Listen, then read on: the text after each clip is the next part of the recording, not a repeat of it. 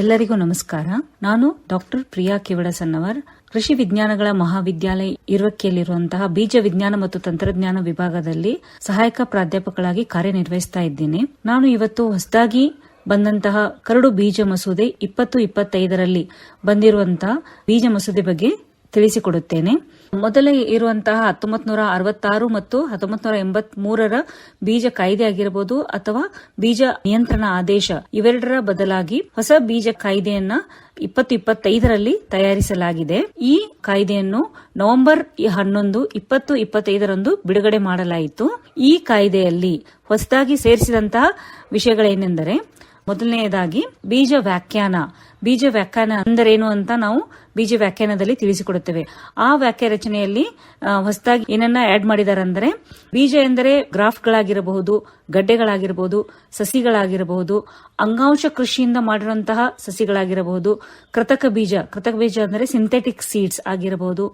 ಇವೆಲ್ಲ ಬೀಜಗಳನ್ನು ಕೂಡ ಬೀಜ ಅಂತ ವ್ಯಾಖ್ಯಾನ ಮಾಡಲಾಗಿದೆ. ಇನ್ನೊಂದು ಮುಖ್ಯವಾದ ಅಂಶ, ಎರಡನೆಯದಾಗಿ ಬೆಳೆ. ಹೊಸದಾಗಿ ಬೆಳೆಯ ವ್ಯಾಖ್ಯಾನವನ್ನು ಕೂಡ ಮರುರಚನೆ ಮಾಡಲಾಗಿದೆ.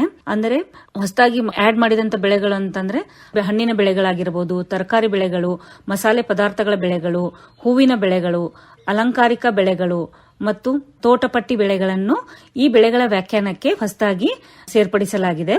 ಮೂರನೆಯದಾಗಿ ಬೀಜದ ಲೇಬಲ್ ಅಂದ್ರೆ ಸೀಡ್ ಲೇಬಲ್ ಏನಂತೀವಲ್ಲ, ಆ ಪ್ರತಿಯೊಂದು ಬೀಜದ ಪ್ಯಾಕೆಟ್ಗೆ ಮೊದಲು ಮಾರಾಟ ಮಾಡುವಾಗ ಕಡ್ಡಾಯವಾಗಿ ಬೀಜದ ಲೇಬಲ್ ಇರ್ತಿರ್ಲಿಲ್ಲ, ಆದ್ರೆ ಅದರ ಮೇಲೆ ಸೀಡ್ ಸ್ಟ್ಯಾಂಡರ್ಡ್ಸ್ ಅಂತ ಇರ್ತಿತ್ತು. ಆದ್ರೆ ಇವಾಗ ಈ ಹೊಸ ಬೀಜ ಕಾಯ್ದೆಯ ಪ್ರಕಾರ ಬೀಜದ ಲೇಬಲ್ ಲಗತ್ತಿಸುವುದು ಕಡ್ಡಾಯವಾಗಿದೆ.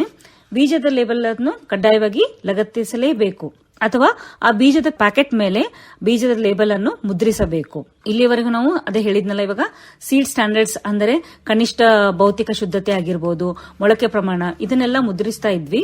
ಇದರ ಜೊತೆಗೆ ನಿರೀಕ್ಷಿತ ಕ್ಷಮತೆ ಅಂದರೆ ಎಕ್ಸ್ಪೆಕ್ಟೆಡ್ ಪರ್ಫಾರ್ಮೆನ್ಸ್, ಅಂದ್ರೆ ಏನ್ ಪರ್ಫಾರ್ಮೆನ್ಸ್ ಇರುತ್ತೆ, ಅದರದ್ದು ಎಷ್ಟು ಇಳುವರಿ ಕೊಡುತ್ತದೆ, ಇದರ ಜೊತೆಗೆ ನಿರೀಕ್ಷಿತ ಕ್ಷಮತೆಯನ್ನು ಕೂಡ ಕಡ್ಡಾಯವಾಗಿ ಆ ಲೇಬಲ್ನಲ್ಲಿ ಮುದ್ರಿಸಲೇಬೇಕು.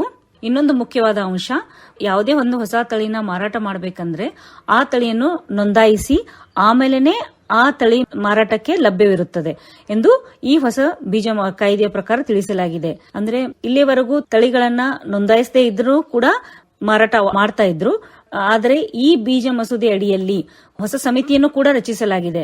ಆ ಸಮಿತಿ ಏನ್ ಮಾಡ್ತೈತೆ ಅಂದ್ರೆ, ನಾವು ನೋಂದಣಿ ಉಪಸಮಿತಿ ಎಂದು ಕರೆಯುತ್ತೇವೆ. ಈ ಸಮಿತಿ ಹೊಸ ತಳಿಗಳನ್ನು ನೋಂದಾಯಿಸೋಕ್ಕಿಂತ ಮುಂಚೆ ಅದನ್ನ value for cultivation and use ಅಂದ್ರೆ ಅದನ್ನ ಟೆಸ್ಟ್ ಮಾಡ್ತಾರೆ ಅವರು. ಆ ಸಮಿತಿಯನ್ನು ನೋಂದಣಿ ಉಪಸಮಿತಿ ಎಂದು ಕರೆಯುತ್ತೇವೆ. ಈ ಸಮಿತಿ ಯಾವ ತಳಿಗಳು ನೋಂದಣಿಗೆ ಬರುತ್ತವೆ ಎಂದು ಮೌಲ್ಯಮಾಪನ ಮಾಡುತ್ತದೆ.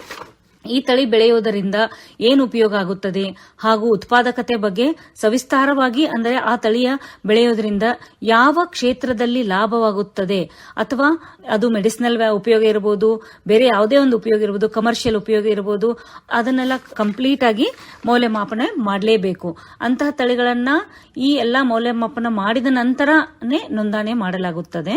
ನೋಂದಣಿ ಮಾಡುವಾಗ 2 ರೀತಿಯ ತಳಿಗಳನ್ನ ಹೊರಪಡಿಸಬಹುದು, ಅಂದ್ರೆ ಎಕ್ಸೆಪ್ಷನಲ್ ತಳಿಗಳು ಅಂತ ನಾವು ಹೇಳ್ಬೋದು. ಇಲ್ಲಿ ನೋಂದಣಿ ಮಾಡುವಾಗ 2 ರೀತಿಯ ತಳಿಗಳನ್ನ ಮಾತ್ರ ಈ ರೀತಿ ಮೌಲ್ಯಮಾಪನ ಮಾಡುವುದು ಅವಶ್ಯಕತೆ ಇಲ್ಲ. ಅಂತ ತಳಿಗಳನ್ನ ಯಾವ್ಯಾವ ಅಂತಂದ್ರೆ, ಮೊದಲನೆಯದಾಗಿ ರೈತರ ತಳಿಗಳು ಅಂದ್ರೆ ಫಾರ್ಮರ್ಸ್ ವೆರೈಟೀಸ್ ಅಂತೀವಿ ನಾವು, ಅಂದ್ರೆ ರೈತರನ್ನೇ ಅಭಿವೃದ್ಧಿಪಡಿಸಿದಂತ ತಳಿಗಳು. ಎರಡನೆಯದಾಗಿ ಯಾವ ತಳಿಗಳನ್ನು ನಾವು ರಫ್ತಿಗಾಗಿ ಬೆಳೀತಾ ಇದ್ದೀವಾ ಅಂತ ತಳಿಗಳನ್ನು ಕೂಡ ನಾವು ಮೌಲ್ಯಮಾಪನ ಮಾಡುವುದು ಅವಶ್ಯಕತೆ ಇಲ್ಲ.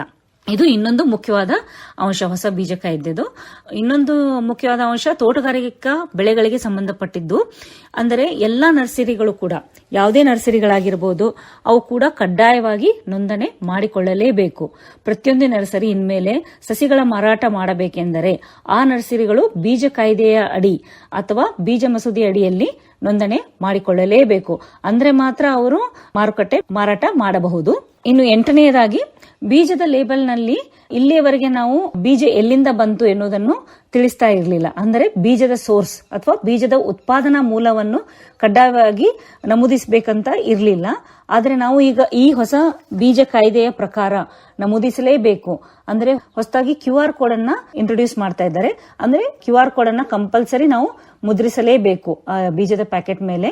ಈ QR ಕೋಡ್ ಅನ್ನ ಸ್ಕ್ಯಾನ್ ಮಾಡಿದ ತಕ್ಷಣ ನಮಗೆ ಬೀಜ ಎಲ್ಲಿಂದ ಬಂತು ಅಂತ ತಿಳಿಯುತ್ತದೆ. ಈ QR ಕೋಡ್ ಅನ್ನ ಸೆಂಟ್ರಲೈಸ್ಡ್ ಸೀಡ್ ಟ್ರೇಸಬಿಲಿಟಿ ಸೆಂಟರ್ ಅವರು ಮಾತ್ರ ಕೊಡ್ತಾರೆ. QR ಕೋಡ್ ಅನ್ನ ನಾವೇ ಮಾಡ್ಕೊಳ್ಳೋದಲ್ಲ. QR ಕೋಡ್ ಅನ್ನ ಸೆಂಟ್ರಲೈಸ್ಡ್ ಸೀಡ್ ಟ್ರೇಸಬಿಲಿಟಿ ಸೆಂಟರ್ ಅವರು ಮಾತ್ರ ಕೊಡ್ತಾರೆ. ಅವರು ಕೊಟ್ಟ QR ಕೋಡ್ ಅನ್ನೇ ನಾವು ಕಡ್ಡಾಯವಾಗಿ ಸೀಡ್ ಲೇಬಲ್ ಮೇಲೆ ಮುದ್ರಿಸಬೇಕು.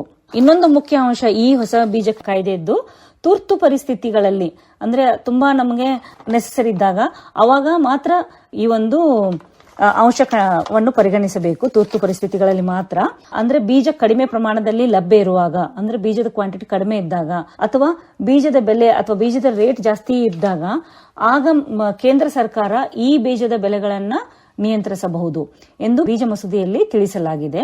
ಮತ್ತು ಕೊನೆಯದಾಗಿ ಕಡಿಮೆ ಅಥವಾ ಕೆಳಮಟ್ಟದ ಬೀಜಗಳನ್ನು ನಾವು ಯಾರಾದ್ರೂ ಮಾರಾಟ ಮಾಡಿದಾಗ ದಂಡವನ್ನು ವಿಧಿಸ್ತಾ ಇದ್ರು. ಮೊದಲು ಕೂಡ ದಂಡವನ್ನು ಹಾಕ್ತಾ ಇದ್ರು. ಅಂದ್ರೆ 1966ರ ಬೀಜ ಕಾಯ್ದೆಯ ಪ್ರಕಾರ ಕೂಡ ಕೆಳಮಟ್ಟದ ಬೀಜಗಳನ್ನು ಮಾರಾಟ ಮಾಡಿದಾಗ 500ರಿಂದ 1000 ರೂಪಾಯಿವರೆಗೆ ದಂಡ ಹಾಕ್ತಾ ಇದ್ರು. ಆದರೆ ಈ ಹೊಸ ಬೀಜ ಕಾಯ್ದೆ 2025 ಪ್ರಕಾರ 50,000 ರೂಪಾಯಿಯಿಂದ 30 ಲಕ್ಷದವರೆಗೆ ದಂಡವನ್ನು ವಿಧಿಸಬಹುದು ಎಂದು ಈ ಹೊಸ ಬೀಜ ಮಸೂದೆಯಲ್ಲಿ ತಿಳಿಸಿದ್ದಾರೆ. ಇವೆಲ್ಲ ಹೊಸದಾಗಿ ಸೇರ್ಪಡೆ ಆದಂತಹ ವಿಷಯಗಳು. ಹೊಸ ಬೀಜ ಮಸೂದೆಯಲ್ಲಿ ಒಟ್ಟಾಗಿ 48 ಸೆಕ್ಷನ್ಗಳಿದ್ದಾವೆ. ಈ ಹೊಸ ಬೀಜ ಕಾಯ್ದೆಯನ್ನು ಹೊರತರಲು ಮುಖ್ಯವಾದ ಅಂಶವೇನೆಂದರೆ ಕಳಪೆ ಬೀಜಗಳ ಮಾರಾಟವನ್ನು ತಡೆಗಟ್ಟುವುದು. ಕಳಪೆ ಬೀಜಗಳ ಮಾರಾಟವನ್ನು ತಡೆಗಟ್ಟುವುದಕ್ಕೋಸ್ಕರ ಈ ಹೊಸ ಬೀಜ ಕಾಯ್ದೆ 2025 ಅನ್ನು ರಚಿಸಲಾಗಿದೆ. ಆಮೇಲೆ ಈ ಹೊಸ ಬೀಜ ಕಾಯ್ದೆಯನ್ನು ಮುಂಬರುವ ಬಜೆಟ್ ಅಧಿವೇಶನದಲ್ಲಿ ಹೊಸ ಬೀಜ ಕಾಯ್ದೆ 2026 ಸಂಸತ್ತಿನಲ್ಲಿ ಮಂಡಿಸಬಹುದು. ಧನ್ಯವಾದಗಳು.